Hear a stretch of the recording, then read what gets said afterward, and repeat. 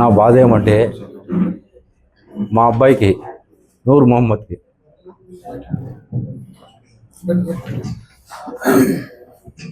ఇఫ్తార్ ఎందుకు పెట్టుకుంటే మధుకు పోయి దావత్ ఇచ్చేసినాడు. అంటే మధు దగ్గర పొత్తులేకుండే పోకుండా ఉన్నాడు. వాళ్ళు బాగా అనుకూలంగా ఉండి వాళ్ళ మధ్యలో ఏమంటారు వచ్చినావో పోవడం లేదు. ఇఫ్తార్ ఎందుకు పిలిచకపోయినాడు. ఎవరు చెప్పినారు? ఇస్మాయిల్ ప్రెజర్ పెట్టినాడు. ఇస్మాయిల్ మహబూబ్ ఖాను ఆయన ఆజాద్ నగర్లో ఉంటాడు. ఆయన వాళ్ళిద్దరు ప్రెజర్తో నువ్వు పిలిచే తీరాలని పిప్పుడు చేసేదానికి సర్లే వాళ్ళ మాట తీసకుండా పోయి చెప్పినాడు. సర్లే వస్తా అన్నాడు. అదేదో క్లీనింగ్ చేసి పౌడర్ వేయించి ఆ పౌడరు మన కోసం వేయలేదు, మన పిల్లోడు చేస్తున్నాడని వేయలేదు. ఏమి ఆయన ఉదయము ఆయనేమో చీరల కంపెనీ ఇది ఉంటే చెప్తాను వాళ్ళకు కోసం చేసుకున్నాడు క్లీనింగ్. మన అబ్బాయి కోసం అతను చేయలేదు. రాని అని నేను రాని అను నాకు తెలియంది నువ్వు ఎట్లా చేస్తావు అంటే ఆయన ఇఫ్తార్ ఎందుకు చేసేకి ఆయన అడిగేకి మాకేం సంబంధము? మేము ఒక పొద్దున అలాకు ఏదో చేసుకోవాలని అభిప్రాయం మాకుంటుంది. ఏదో మనకు అభిమానంతో మా అబ్బాయి పోయి చెప్పుకున్నాడు. ఆయన ఎమ్మెల్యే కానీ సార్థించడానికి వస్తా అని చెప్పినాడు. వస్తా అని చెప్పిన తర్వాత ఈయన పోయి అడ్డం పడి నేను విషయం తాగుతాను, నువ్వు పోతే నేను చచ్చిపోతాను, నేను రాజీనామా చేస్తాను. అయ్యా నువ్వు ఎవరు అట్లా చెప్పేకి? మేము ప్రజలం. మేము ఆయన వస్తాను మాకు అభిమానం ఇచ్చినాడు, వస్తా అని చెప్పినాడు. నువ్వు అడ్డపడి మా అబ్బాయి అంత సూసైడ్కి కారణము వీళ్ళు ముగ్గురు కారణం. రాయల్ మధు, ఇస్మాయిల్, మహబూబ్ ఖాన్ ఒత్తిడి చేసినారు. నువ్వు ఎట్లా తిరుగుతావు, నీకు పండగ అయిపోయిన తర్వాత నీ కథ చూసుకుంటాము, నీకు చంపేస్తాము అంటే మీరు పుట్టించినారా చంపేకి? మీరు పుట్టించినారా? మీరు దేవుళ్ళా అమ్మాట చెప్పేకి?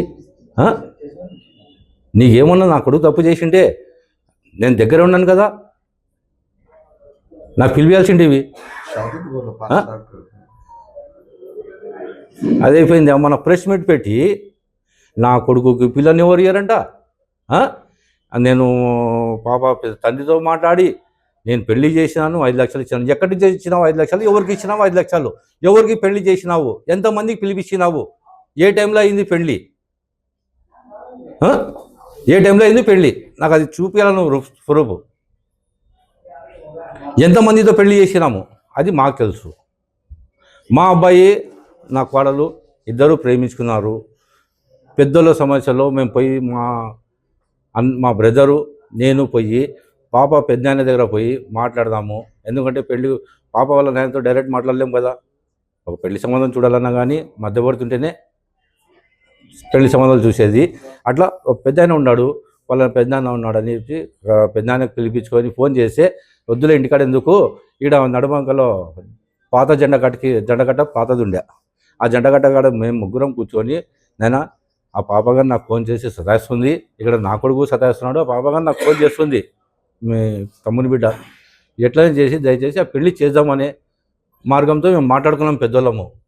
మా అన్న కానీ చెప్పినాడు ఎట్లనే చేసి, ఎందుకంటే మేమంటే మగపిల్లలు ఎట్లా ఒకటి ఇదవుతాము, ఆడపిల్ల జీవితం ఇది కాకూడదు, ఆడపిల్ల తల్లిదండ్రులది మనసుని నొప్పికూడదు, మాకు ఆడపిల్లలు ఉన్నారు అని వాళ్ళ పెద్దతో మాట్లాడుకుంటే నాకు వారం టైం ఇవ్వండి, దీన్ని ఎట్లా చేసి పెళ్లి చేద్దామన్నాడు.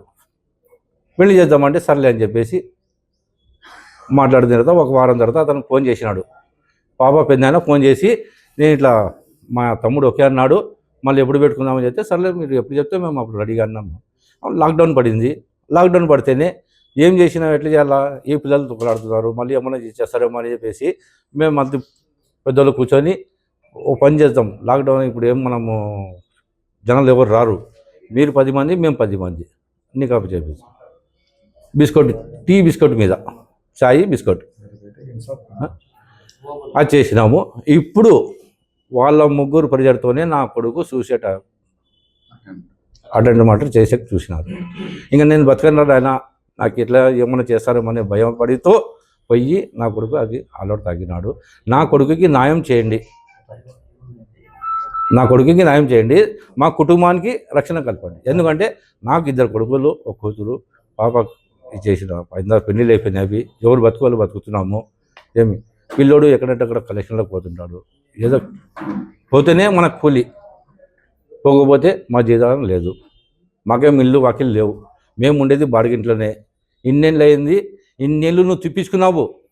నీకు లేస్తే మధు, ఒంటికి పోస్తే మధు, నెంబర్ 2 పోయినాం అదే, పండుకున్నాం అదే, లేచినాం అదే. తల్లిదండ్రులకు మతికి మధుకి మతికి చేసినాడు. నువ్వు ఏం గౌరవం పెట్టినావయ్యా దేవుడు? ఏం గౌరవం పెట్టినావు? ఏమి ఇచ్చినావు మా పిల్లలకి చెప్పు. ఒక సెంటు స్థలమన్నా ఇచ్చినావా? ఊగ లేనిది 5 లక్షలు ఇచ్చినాను, పెళ్లి చేసినాను. ఎక్కడ చేసినావు? 5 లక్షలు ఎక్కడ ఇచ్చినావు? నాకు అది ప్రూఫ్ కావాలా? ఏమి రేపు పొద్దున ఏమన్నా మన కుటుంబంలో నా పిల్లలకి ఎవరికైనా ఏమన్నా జరగని వాళ్ళు ముగ్గురే కారణము. ఇప్పుడు కాదు, ఎప్పటికైనా కానీ వాళ్ళదే.